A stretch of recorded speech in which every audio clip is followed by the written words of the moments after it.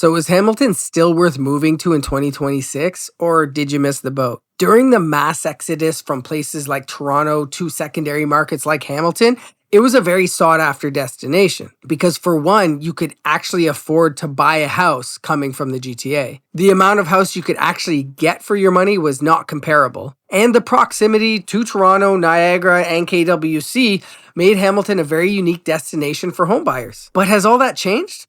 Well, let's see. Because if I'm to be honest, I have this conversation a lot. I get calls from people fairly often. They're usually a couple in their mid-30s. They have a kid or one on the way, maybe a second coming. And they say, we've been thinking about moving to Hamilton for quite a while, but we're just not sure if it's for us. And that right there really is the question though. Is it for you?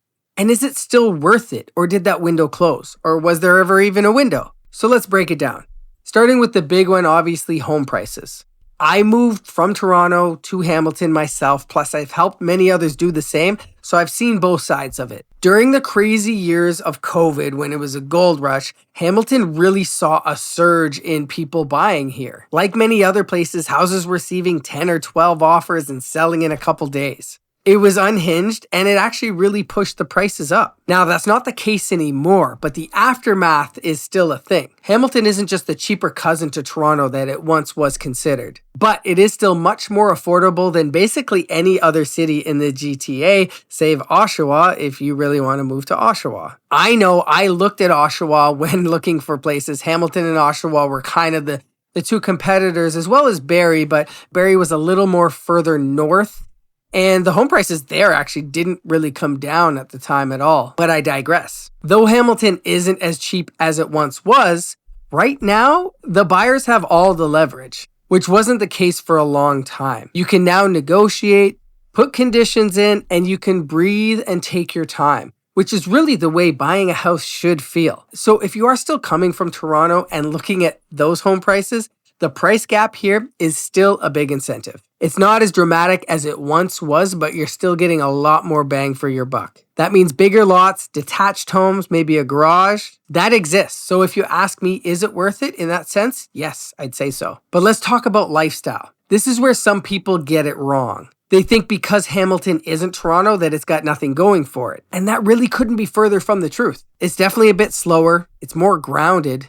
It's grittier in certain pockets, but it's gorgeous in others. You'll go from looking at a renovated century home in central Hamilton up to the mountain to see a bungalow or side split, and those are about 10 minutes apart. But they can be a world of difference in Hamilton. You can also hit a trail, a waterfall, a lake, or the GO station in the same amount of time. But it's not King West, I'll tell you. If you're looking to move here because you want a discounted Liberty Village, this may not be the place for you. But if you're thinking about moving here for space, community, and housing options, then it starts to make sense for you. And trust me, it makes up for the things that it doesn't have that Toronto does in so many ways. The food scene is legit. The proximity to outdoor activities, like I mentioned, is unmatched. And now with the new TD Coliseum, entertainment is here. You no longer have to go to Toronto to see your favorite concert or comedian. Now, a lot of people still ask me, are you still seeing a lot of people move from Toronto to Hamilton? And the short answer is yes, but nothing like the spike we saw during COVID, which is good. The panic wave is gone. The FOMO buyers are out.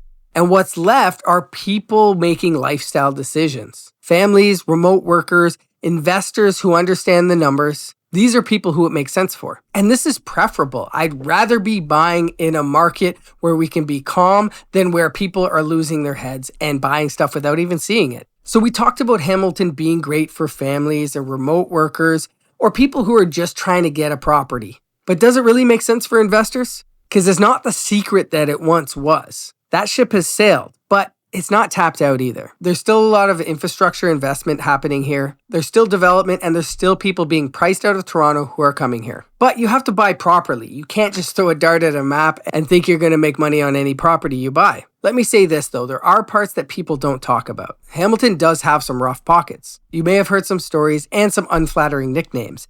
But really it's no different than downtown London or Windsor or Sudbury or any mid-sized Ontario city. The truth is homelessness and addiction have affected communities across the province. That doesn't mean it's unsafe, but there are probably areas that you want to avoid when you're buying a home to raise your family. So knowing those areas is important, and working with someone who does can make all the difference in your experience. And then you have people who move here and quietly miss Toronto. It's not for everyone. They may just miss the energy, and I get that. That can be a real thing, but most people who I've talked to and I've helped move here actually love it. And I always tell people, come here and spend a day. Don't just come for an afternoon, look at a few properties and expect to get to know the city or the area. Go for lunch, sit in traffic, go to a grocery store and walk a neighborhood. Get to know the area that you're thinking about buying in and see how it feels to you. So all that being said, is it worth it? Well, my honest answer is for most people, yes. If you want more space, if you're looking to build a family, if you're okay with a bit of a slower pace.